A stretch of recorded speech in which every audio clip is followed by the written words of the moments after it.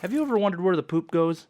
On this episode of Colonize the Ocean podcast, we talk with Chris Canaday about off-grid waste sanitation. Stay tuned. Welcome to Colonize the Ocean podcast, where we discuss oceanic colonization, exploration, and education with your hosts Adam Jewell and Brendan Traxler.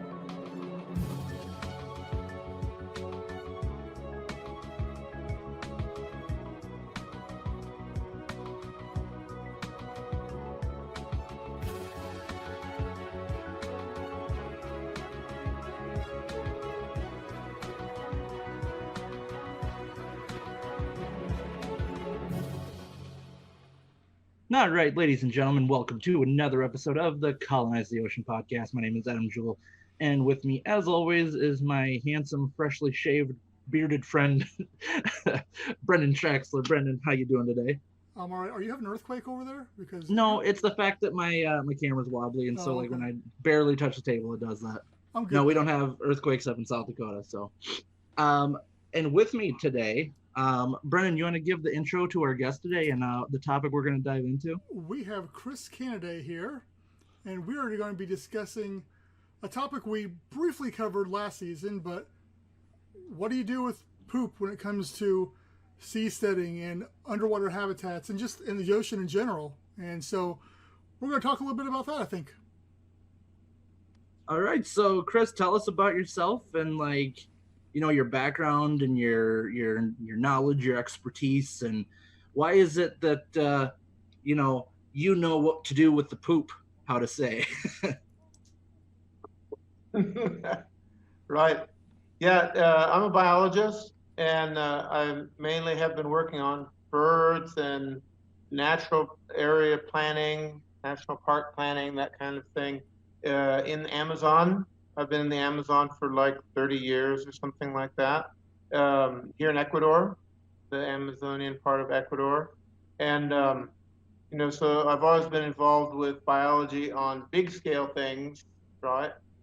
And it was only now over 20 years ago that we bought a house on the outskirts of a little town here in the Amazon. And that house had a flush toilet like everyone has.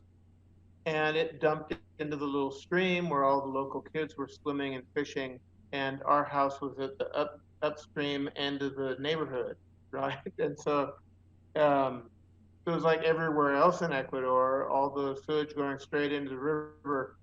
But in this case, the house was now mine, and there was no one to tell me that I couldn't experiment with my poop, right? And I'd heard about these dry toilets.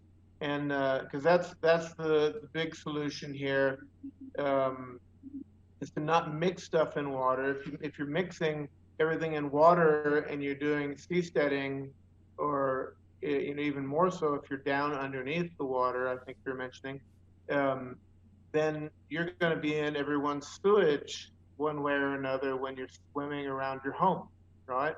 But if we don't make sewage, then we're not swimming in it, right?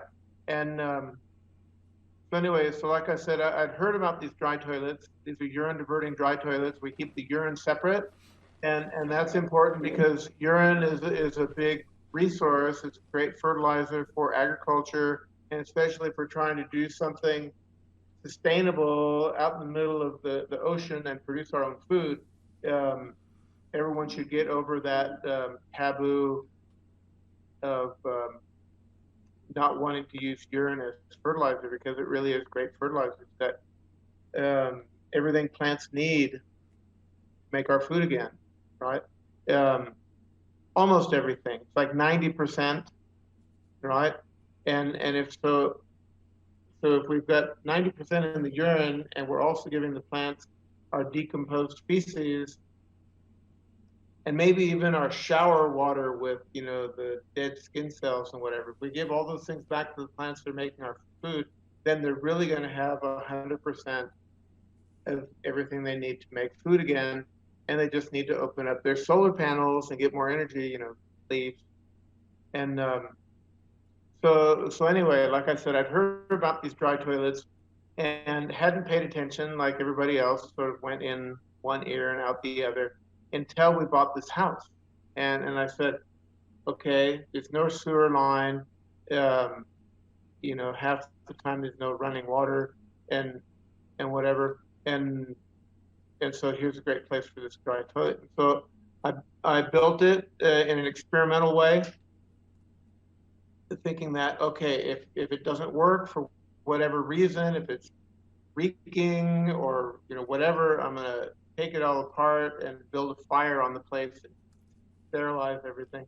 And but um, my wife was living there for 3 months after we built it, and I went and I was looking for any problem, right? And I stuck my head down into the chamber where the poop was and everything, and there was no bad smell, and there were no flies, and there was really no problem whatsoever, and no water being wasted, and no contamination anywhere, just fertilizer going back to the plant the way it's supposed to.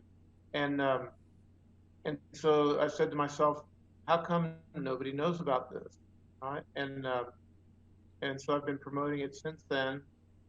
And on the seasteading front, it's an interesting story.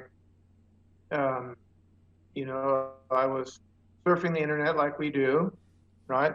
And this video popped up about how they're doing seasteading and how it's going to be totally sustainable and eco-friendly and everything.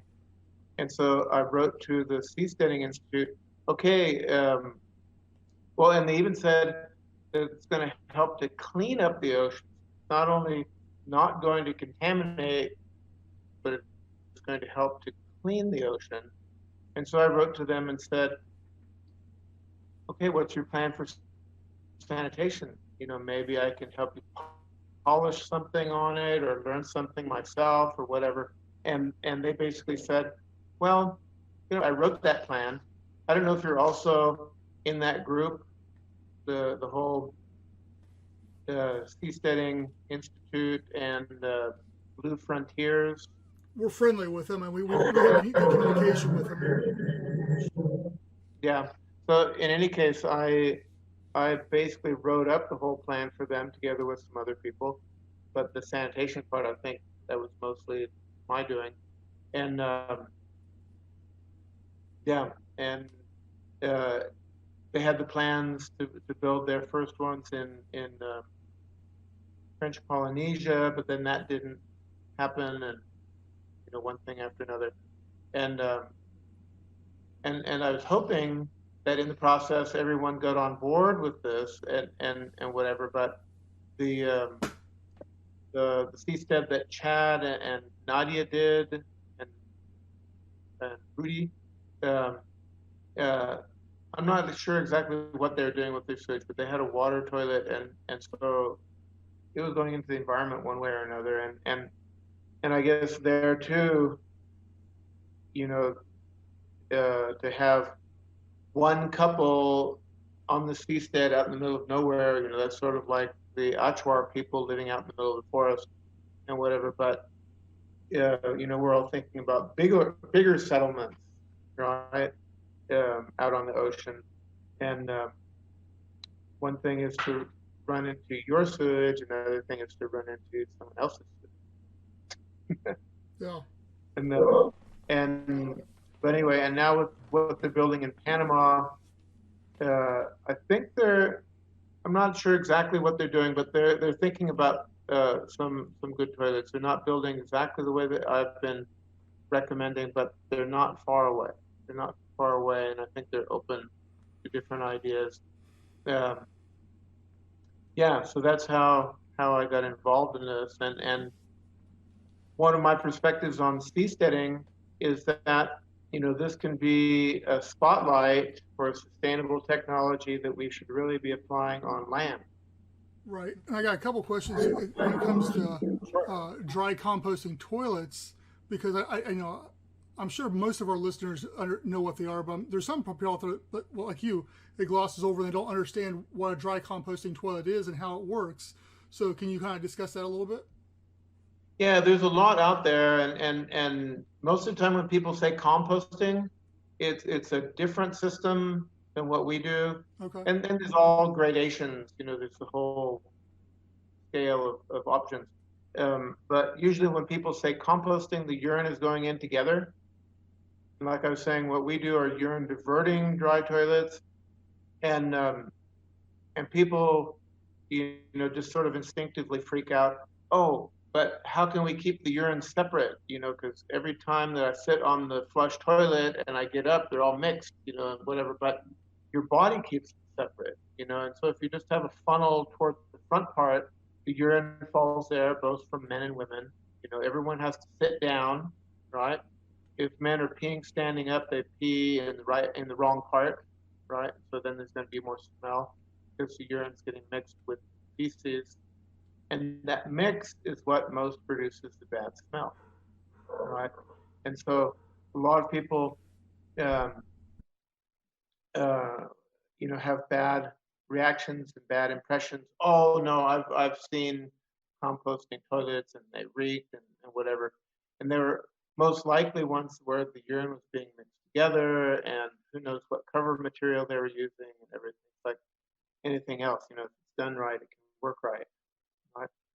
And so yeah, I invite everyone to look on Wikipedia, urine diverting dry toilet. We've got a really good article there. If you read Spanish, you can read the Spanish version, and I translated that. Um, I also have a blog, which is kind of easy to get to if you speak Spanish. It's just dry toilet in Spanish, inodoroseco.blogspot.com. And anyway, so I've published lots of different experiences and models of dry toilets. There's a lot of models on the market of sit down urine diverting dry toilet bowls. Um, I personally don't recommend those. I think that those are just made so that they look like the normal flush toilet that people are used to, and it's actually much more economical and practical to just build with normal materials from the hardware store. Yeah, so I guess the big question that keeps on coming behind is, okay, you've taken care of that, but what do you do with all the waste that you've collected, or where is it all going then from that point in time? Yeah, okay, that's a question, of course, that always comes up. And so the urine is kept separate, and that can go straight to our plants. I usually just have a perforated hose buried in the ground among, garden plants, fruit trees, whatever. Um, and on a seastead, that could be going into hydroponics, or whatever, that's going straight back to the plants. And the feces, um, they fall into a separate part, and we cover with soil, right? Soil is the best thing for controlling smell and flies. And, um, a lot of people use sawdust and wood ash and different things. But soil really is the best thing, and it's very logical because you add soil and you're inoculating the new poop that just came out with all the soil microbes that are going to break it all down and make soil. And it really does control the flies and everything much better than the other materials like sawdust. And and so it's not a large volume. Everyone imagines it's a huge volume, but the huge volume is all the water that gets dumped down a toilet, just to get it out of sight, right? And so in this case, um, you do your business and you just add 1 cup of soil on top. So it's just this one little layer that's enough to control smell and flies and get it out of sight. And and there's different ways of dealing with it. And the way we normally do, there's a plastic bin down there with a polypropylene woven sack, like they sell us flour or potatoes or fertilizer or whatever in. And that lines the plastic bin. And when it's starting to get full, we just pull out the whole bin and tie the sack shut. And then it goes into storage somewhere, protected from sun and rain, and in this case, the ocean and whatever. And in 6 months in the tropics, maybe double in the temperate zone, uh, it's soil. It's all broken down. There's no smell. You just open it up, and it's like the best potting soil that they would sell you at the supermarket, whatever. Um, yeah, really no fuss, no muss. Um, Everyone always imagines that we're going to have this huge pile, right? But actually, it's basically the same amount year after year, right? We can have a little bit of excess that goes into, gardening and whatever. Um, but um, but basically, the poop itself disintegrates. It's mostly water. The water evaporates out. The part that's not water is mostly bacteria that finish eating each other. And so what you're left with is mainly the soil that you threw to cover it up the year before, right? So that same soil um, just keeps getting recycled, and it keeps getting more and more fertile and more specialized in terms of all the microbes to break down exactly everything that comes out of the user, right? And to break down toilet paper, right? In the first couple of years that we were recycling the soil like that, um, we would see sometimes toilet paper from the year before, and it's not a problem. Any bacteria that was on it, it's long dead. Um, Something just fell on the tin roof. You could probably hear that. I think it was a guava. Yeah, and the and yeah, and so it just gets more and more specialized to break down everything, including the paper. And I think there could be a lot more studies done with this, and I want to get a lot more microbiologists involved and people who do metagenomics. You know about metagenomics? Where they can take a swab of anything, or in this case, they can take a sample of our soil and extract all the DNA. And in the computer, they can sort it all out, all the sequences of all the DNA in there, and they can say, oh, okay, this is bacteria DNA from this species, and here's from the user, some sloughed off stomach lining, or whatever, and and uh, and one could see what's going on there, uh, in particular in terms of diseases that people are worried about, cholera and diarrhea and all these things. With metagenomics, someone could do the study and determine, okay, here's this dry toilet, here's this user with cholera. Okay, in how many months does cholera disappear from the pile? So with these dry compost dry composting toilets, I can't talk right now. Uh-huh. Um, um, what's the maintenance like on these? So like when you have these systems, like what do you do to make sure that everything goes as you need it to? I mean, is it complex? Is it pretty simple? I mean, do you spend a lot of time making sure that like you don't have smells? Do you do a lot of change out? Like what's your routine with these? Yeah, good question. And it's an interesting point too, because maintenance and everything is much less than with a flush toilet.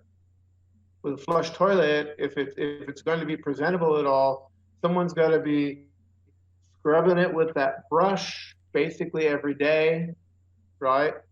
Um, whereas with the dry toilet, the urine fell into the front part of the funnel, it just went away. The poop goes down into the poop part, and you added a cup of soil. Just we want people to aim, right? We don't want them to get the soil in the urine funnel and whatever. But it's very simple, and um, like a normal sized family might change their sack of poop once a week. Maybe it's part of some weekly cleaning of the house and whatever. And it's really no problem, right? And so, like I say, it's less work than the flush toilet that everyone is brainwashed is the only option. And if you think about it, it really can't be logical for the place we're supposed to poop to, look like the porcelain bowl that we ate out of, right? Why should anyone expect it to be that? And why should anyone expect it to be, white? Obviously there are, other colors of toilets, but 90% or more, probably much more, are white, because everyone's freaked out and they want to make sure that they can see any speck poop in there, whatever. And, whereas, with the dry toilets, it's much easier. And there's another model that I have on the drawing board. No one's built this one yet, but we can build it with you if you want, or any of the readers, any of the listeners. It's a model in which the person doesn't have to remember to add the soil. I've got this all worked out, on paper. The person just goes, does their business, and just by having been there and having stepped on a little pedal, right, without thinking about it, that's all the energy we need to add a cup of soil. It's not rocket science. And that was that's my next question, is because especially here in the Western world, we've become spoiled, I guess, and how many are willing to add the extra step of putting a cup of soil or sawdust or whatever it may be into after you go every time. I think psychologically there's going to have to be that hurdle people have to get over, the mass population. I've seen dry toilets in the tiny home community or off the grid people, but I haven't you haven't seen any Holiday Inns have dry toilets in them yet, and so I wasn't sure if you had run into any of that stigma there of negativity towards them. No, I mean, you have to educate people about them, and we have them at our ethnobotanical park here in Puyo, Ecuador. It's called Omayeri. You can go to omayeri.wordpress.com, or for more up-to-date stuff, go to Facebook and just look for Parque Omayeri.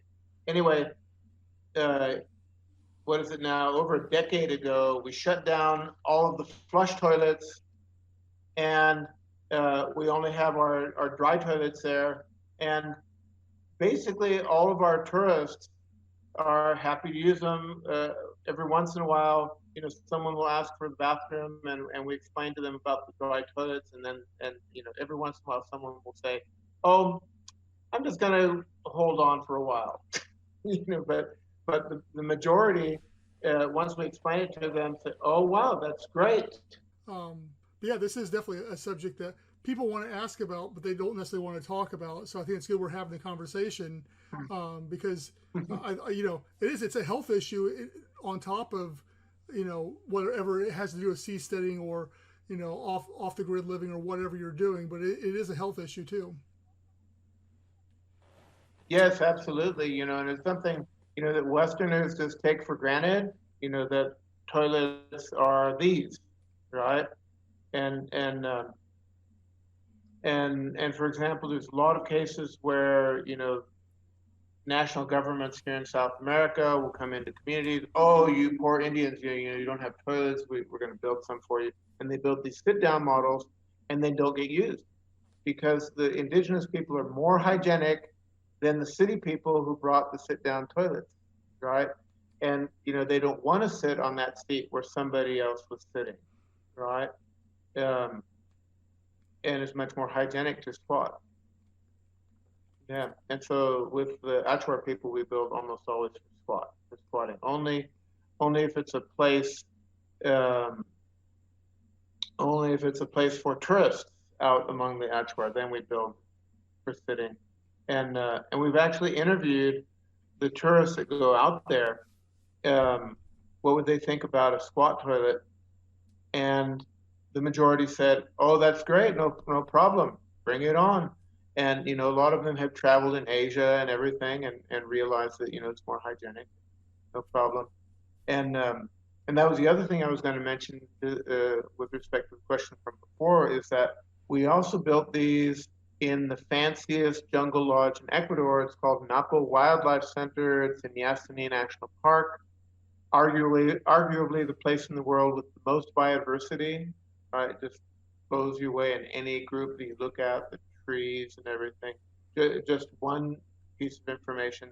Um, in a hectare of forest there can be over 400 species of trees, Hmm. right? and so anyway, so we built there for these uh, first class tourists, right? We almost built for the cabins themselves, but the people bringing the money, had that the typical reaction. Okay, these tourists want to see all kinds of weird things out in the forest. They don't want to see anything weird in the toilet. We have to do flush toilets. We built vegetated sand filters to treat the sewage there, and the water goes back into the lake cleaner than when it's pumped out of the lake, right? And that's a whole nother system, uh, and it is another option for seasteading, what I call closed loop black water recycling, or sounds a little bit nice, say closed loop flush water recycling, and we're actually implementing that in the house that we're finishing now. And this is an interesting thing that no one has done in the world, even though it's the most logical thing if you're going to have flush toilets. Um, my wife didn't accept building the dry toilets in the fancy house that we're building. Um, and there might be reason behind that. Someday down the road, if we want to sell it, the buyer may not understand about dry toilets, whatever. Right. So the normal flush toilets, only the sewage from those toilets is never going to go into the environment because we're going to treat it with anaerobic digestion and vegetated sand filters, and then the water is going to be crystal clear, no smell. And instead of putting it into the environment with all the pharmaceuticals people are consuming and cleaning products and who knows whatever other chemicals might be there, we just put it back into the same toilet, right? And like I said, that can also be an option for seasteading. More expensive and more problematic, more things that can go wrong and whatever, but it's definitely an option. It's definitely an option. And yeah, and and and in case it wasn't clear, we built the house. This was kind of complicated for the architect, but she did it, and then we were able to build it this way and everything. That normally the water from the toilet and the sink and the shower all gets mixed in the floor of that one bathroom, right? And then you have this massive volume of contaminated water that gets out of hand, and in 90% of cases in the world just gets dumped into the environment without any treatment. You may not have known that number, but that's the number in the world. And places like the United States are the exception, right? And like I said, it's extremely logical because no one even imagines that the water in the toilet is clean and potable and whatever because somebody just pooped there, 2 minutes before you did, right? And whatever. So as long as we get rid of the smell and the color, no one's even going to know that we're doing it. Right. And by keeping all the gray water, all the shower and sink water and laundry and kitchen water separate, the volume is manageable now, right? And all the dangerous part, is a small volume, carefully managed, and all the gray water, it's not so dangerous. We're not exactly sure what we're going to do with that, but I think I'm just going to send it down a perforated hose buried in the ground out among our fruit trees and whatever, and it'll get treatment as it filters up through the soil, and our trees are going to get more nutrients. And like I say, nothing dangerous going there. No, like always, it's like with a lot of our guests, I get to sit back and really just learn a lot of it. And it's just it's really interesting to not only do you have methods of um, basically not hooking up to plumbing or community plumbing or whatever it is, but um, you repurpose it too, which is really cool because my thinking going into it, before I we got a chance to talk to you is like, okay, it's about a way of just getting rid of the waste without having to you do plumbing. So it was really interesting to be able to learn from you that not only um, can you have a good system that doesn't have to require the, like I said, the community plumbing, whether it's a city or regional, whatever it is, but you can repurpose it and put it back into the environment or reuse whatever it is in a safe manner that not only is it just safe, but it's actually beneficial for the environment in a lot of cases. So I mean, that's just really cool to learn about that, and it's kind of what the world needs right now with a lot of different things. Yeah, absolutely. And no one has worked out how much coronavirus is being transmitted um, through people's poop and urine and everything. But one of the most efficient ways to test is to check a whole city's sewage line. Right? You could do one test, there every week, and you can actually know that it's starting to peak or whatever long before, like a week before it peaks in the hospital, right?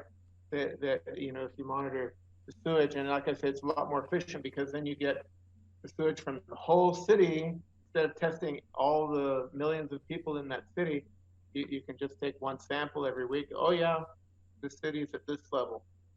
Um, yeah, Yeah, that's it's a really um crazy to think about, but like you said, it makes a lot of sense too. So Brendan, you got any last minute questions for him? No, I say, was there anything, we obviously we have our buzz questions we want to ask, but I wasn't sure if there's something more in this subject that you wanted to maybe expand upon or talk more about that we hadn't covered yet. Yeah, I wanted to mention that I put together a playlist on YouTube about sanitation ideas for seasteading, and can't remember the exact name of that, but I'm sure if you search in YouTube for um, something sustainable sanitation for seasteading, it should jump right up, and I can send that link. Yeah, if you would, we'll put that in like the show notes and link it in YouTube and all that stuff when this goes live. So yeah. Yeah, cool.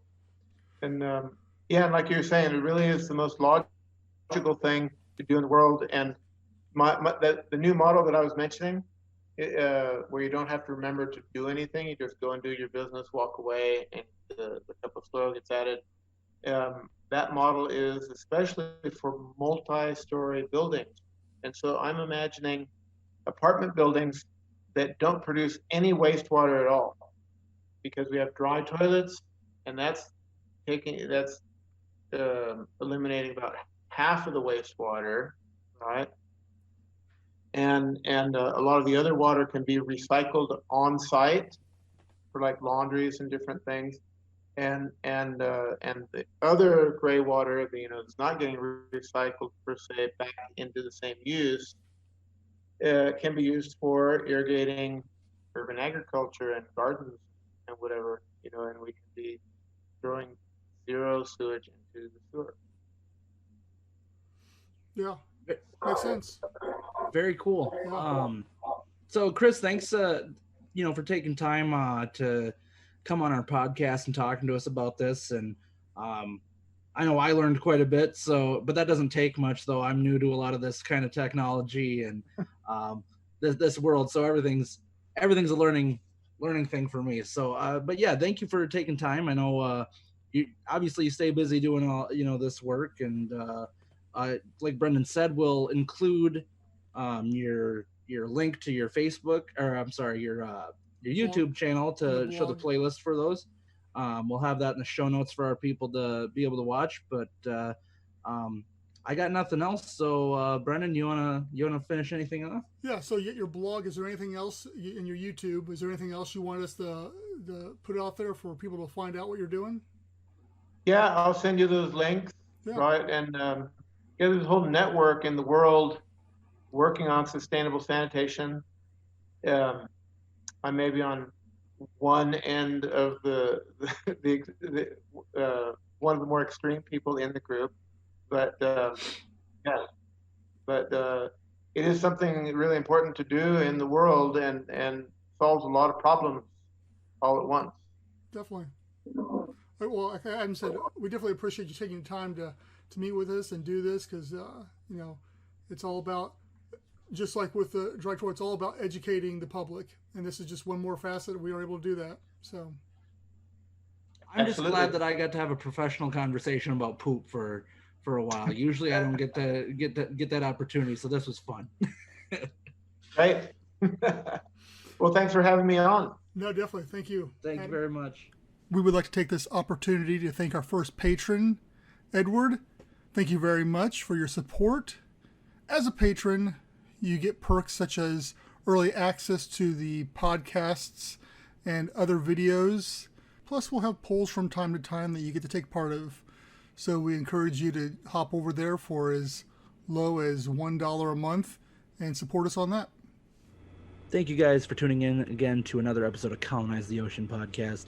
As always, you can check us out on our social media platforms. You can see us on Facebook, Instagram, Twitter, LinkedIn, Library, YouTube, Reddit. All you got to do is look for Atlantis Sea Colony and you'll find us. Also, if you're able to donate to help us support our project, go to www.patreon.com/Atlantis Sea Colony. For any other info and the links to all those, you can go to www.atlantisseacolony.com. Thanks again, and we'll see you on the next episode.